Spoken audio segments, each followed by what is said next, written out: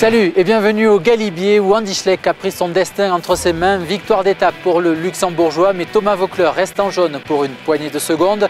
Cadel Evans a limité les dégâts et Alberto Contador a perdu beaucoup de temps. On écoute tout de suite les coureurs.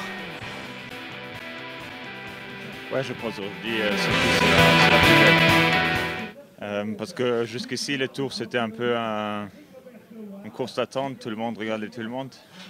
Aujourd'hui, j'ai décidé de prendre les choses en main et de partir, de ne pas regarder derrière moi.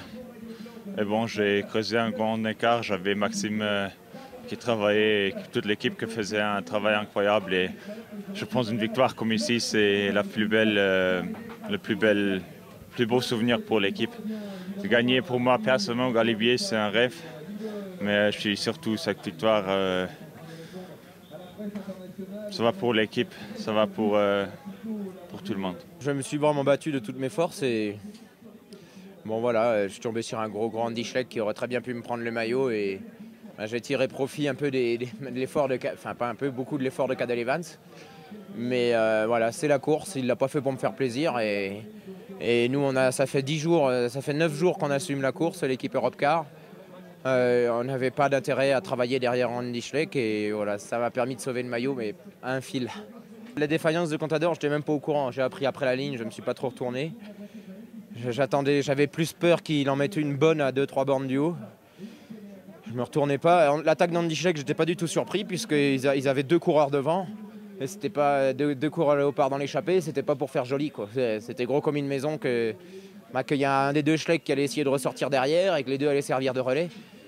C'était bien joué, encore fallait-il pouvoir le faire. Nous, on a fait avec nos moyens. L'équipe Europcar a été extraordinaire encore, avec Pierrot en plus sur le final. C'est génial, quoi. J'ai demandé à Frank Schleck est venu parler à Cadel Evans. Et je dis à Frank, il est combien devant ton frère? Il m'a dit, je sais pas. Donc j'ai dit, bon, j'ai dit en même temps, il a raison de pas me dire. Donc moi, j'avais plus d'oreillettes, alors j'ai demandé à Pierrot. Il me dit 3 minutes. J'ai dit, bon, alors faut aller rouler. Et le petit relais que Pierre Roland a mis et Cadel Evans qui en a remis, moi j'ai essayé de rouler aussi et ça fait qu'on a réduit un peu l'écart, mais ouais, c'est mieux. Je savais pas qu'il y avait autant d'écart en fait. On va voir, hein, ça dépend plus de moi, ça dépend pas que de moi.